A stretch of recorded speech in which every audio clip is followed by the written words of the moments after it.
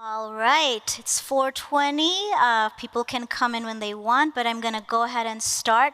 So hello, my name is Maria Ashna. I am the Inaugural PyPI Support Specialist at the Python Software Foundation. Thank you, and welcome to my pep talk. So, a little bit about me and some of my favorite things.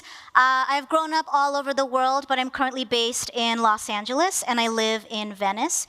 Here's the iconic Venice sign picture. I'm also really into arts and guitar and music. And actually, before this, I was listening to my Pump Up playlist to make sure I don't run away from this talk. And I really love brains. Prior to the PSF, I was working in neuroscience research, and that's actually how I came into contact with Python.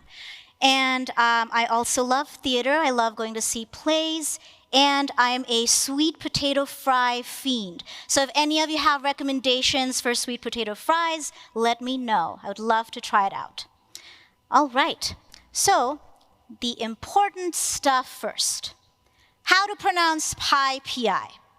It is PyPI, not PyPI, one pi, not two pies.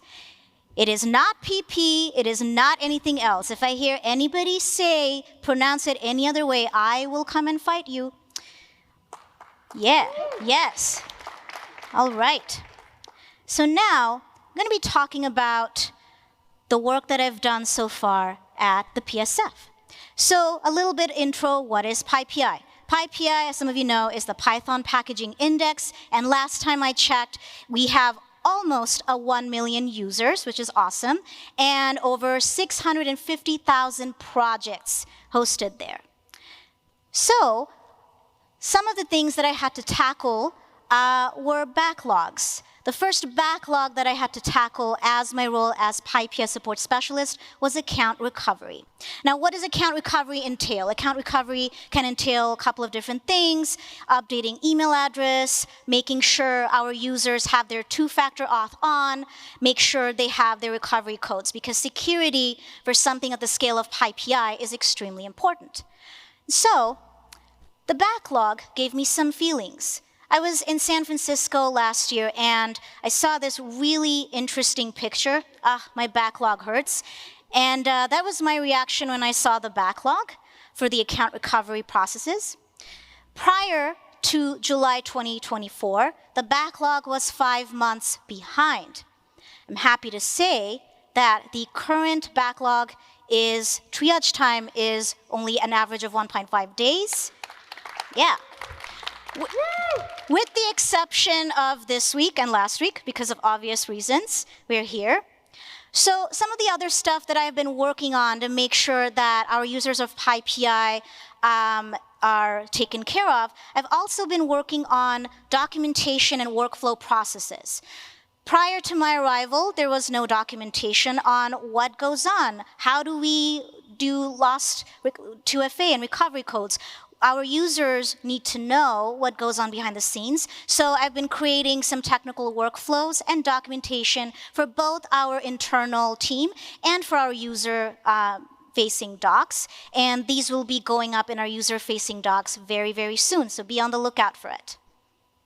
And we also have some exciting upcoming feature requests. So when I was covering the backlog, I noticed the big pain point that our users had was this typo email loop. You need to put your email so that you can verify it, so that you can have an account. But, as a lot of us tech nerds do, we just type really, really fast, or, who knows, we were drunk on a Saturday night and we just decided to sign up for PyPI, and we wrote in the wrong domain name. So the loop that we are trying to fix is if you have an incorrect email, you cannot get your correct verification email sent to you because you have a typoed email. Therefore, you cannot verify it. Therefore, you can't log in. So there's a feature request upcoming that will hopefully close that loop and hopefully make it easier for our users that in case they mistakenly type their email, they won't have to open an issue. They won't be stuck.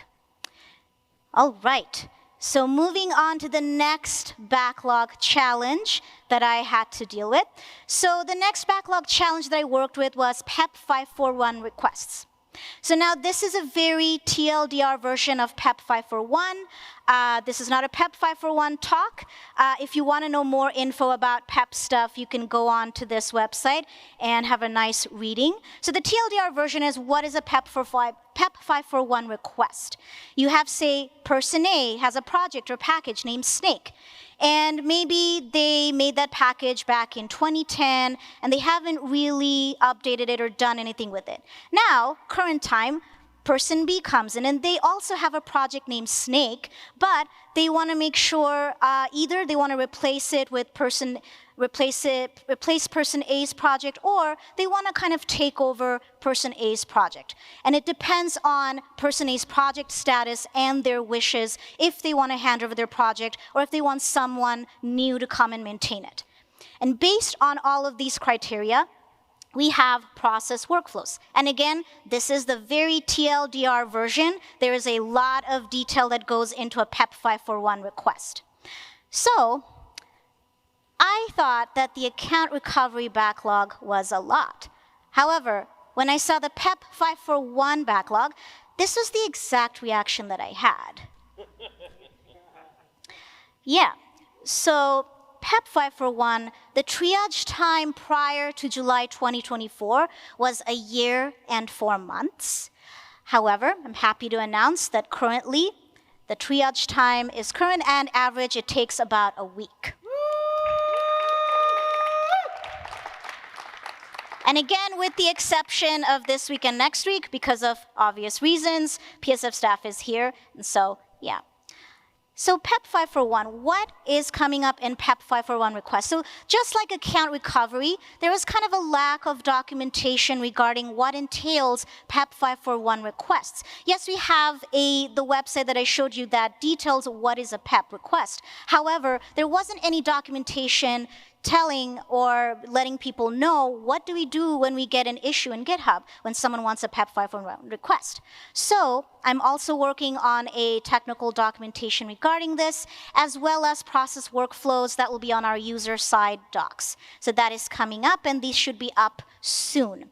The other thing that I am excited about, and I'm working with PyPI admins, we have some of them in the room, is something called process for prohibited names. Now, working through the backlog of PEP 541 requests, I've come across certain issues where they don't quite fall neatly into the sphere of PEP 541. For example, there have been users who would like to use a project name. However, because those names have either been used prior for malware or some kind of dependency confusion, they have been quote-unquote locked in our prohibited names vault. However, a lot of times those names apparently are no longer dangerous. So I'm coming up with a process with PyPI admins to make sure that we can maybe safely release some requested names, but also have a standard process where we don't compromise user security by releasing some of these prohibited names from our vault. So that is something that is upcoming as well. And PyPI orgs is back up and running. We have, so far, last time I checked the numbers, which was last night, we have community orgs. We have around 2,000 community orgs. We also have 182 subscribed company orgs. And we hope to grow PyPI orgs more. So the upcoming thing that is coming up for PyPI orgs is a PyPI org outreach. I will reach out to all of you and want to know, what do you want to see for PyPI orgs? What kind of features would you like to see that we don't have yet? Because PyPI orgs is for you, for the community. So before building any kind of new features, we want to get a buy-in from some things that maybe you have a wish list of that perhaps admin and I don't know about. So that's something that's upcoming, and I'm excited about that. So the pep talk part. Now, as exciting as it might be to be the first, the inaugural anything, it's not always easy being the first at times. Challenges and roadblocks can come up.